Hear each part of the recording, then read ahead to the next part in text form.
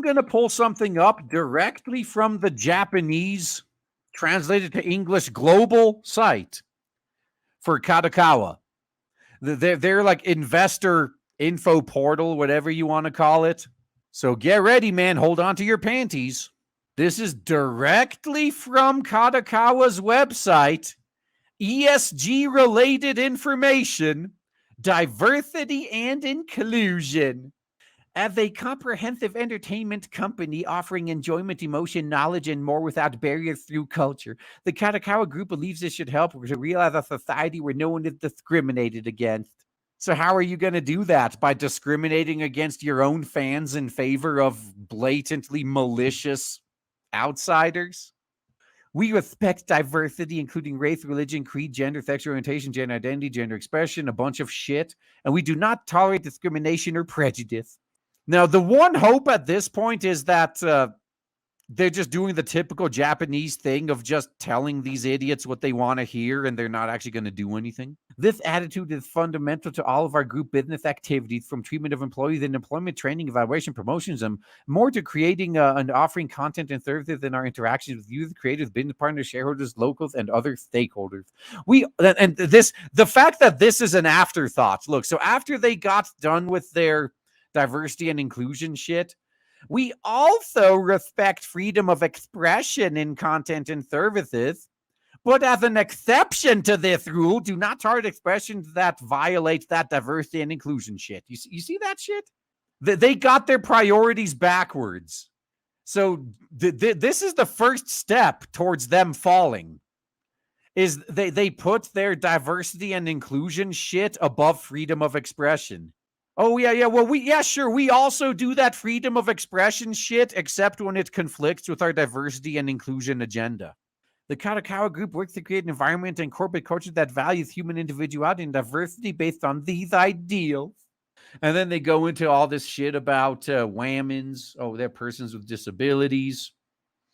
I mean, this is all fine. I guess. But is it hopeless yet? No, it's not. Once they start bringing foreigners in and filling like racial diversity quotas, though, that's when you know it's over.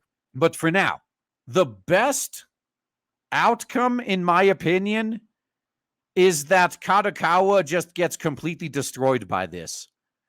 I want them to lose all their top talents to their competitors. I want all their customers to go to their competitors. I want all the investors and executives at this company to lose all their money over this shit.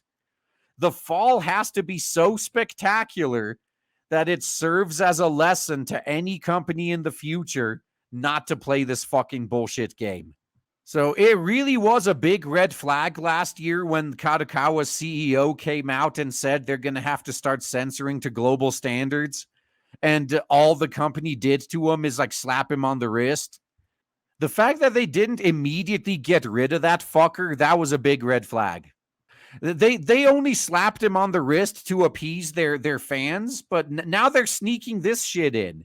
This is how these guys always operate. They try to reach a lot further than they can get away with, and they get slapped down, and they say, okay, fine, we're just going to go a little bit more slowly. But they don't stop doing it. They just do it more carefully. And this is a lesson Japan will have to learn.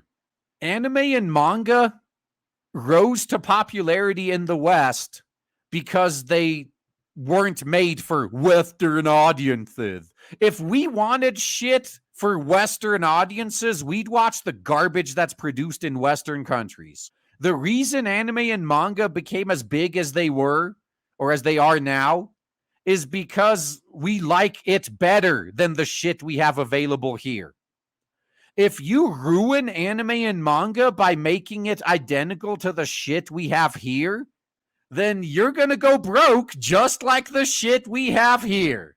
And if a giant like Kadokawa has to take the fall for this so the rest of Japan learns, then so be it. I hope that's what happens. But definitely everything coming out of Kadokawa should be viewed with suspicion going forward. Just assume it's been censored down to global standards at this point. Not good news if this keeps spreading. This is not unexpected, though. What's going to be happening with manga in Japan is the same shit that happened with video games. Once a few Japanese mega corporations like the video game companies became global, they all fell too. Look at PlayStation, Bandai Namco as well. Once you go global, this is the end result. There will always still be non-global companies that do things the right way. But all these companies that jump on the global wider audiences bandwagon, they're setting themselves up to fail, man.